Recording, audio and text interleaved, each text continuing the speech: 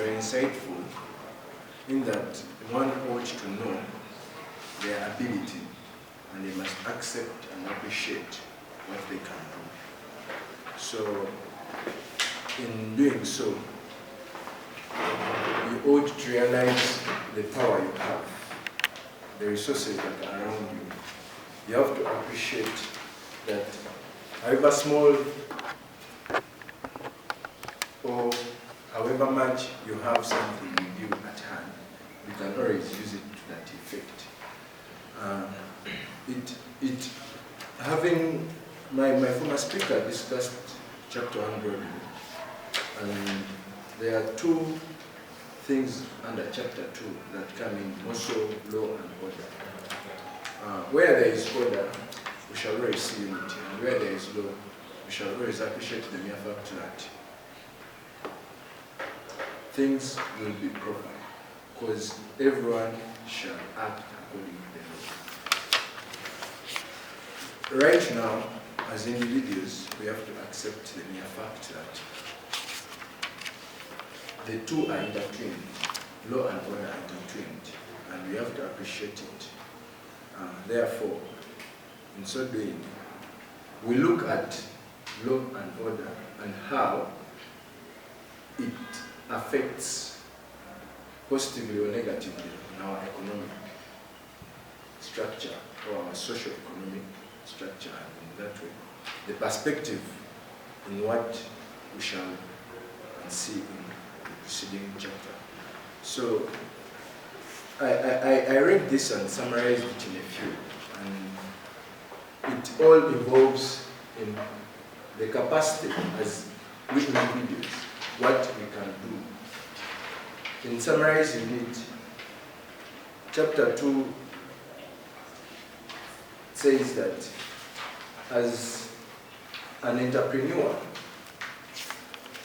what basics should you have? What can you do?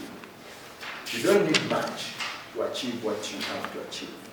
You just need that can make you achieve what you can achieve. And you shouldn't be sitting back on what you have to achieve. The earlier you start with what you have at that particular time, the better. Because you realize in the long run that the biggest of the entrepreneurs, or the smartest of the entrepreneurs, or the successful entrepreneurs we have right now, didn't just sit back. They started small. As a group here, we are skilled or we are gifted in different ways. Each and every person has an impact. An idea shared can always be successful because you will always get advice from any person you share with that idea.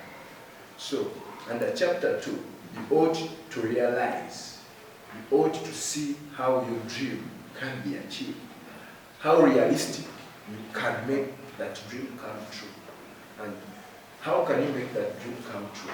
It is by realizing, accepting, and appreciating what you are surrounded with.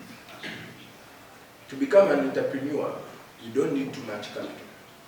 You don't need the billions of shillings to make or to be a good entrepreneur. You need the smallest or the least of something to become an entrepreneur. Vivid examples are present in our day-to-day lives.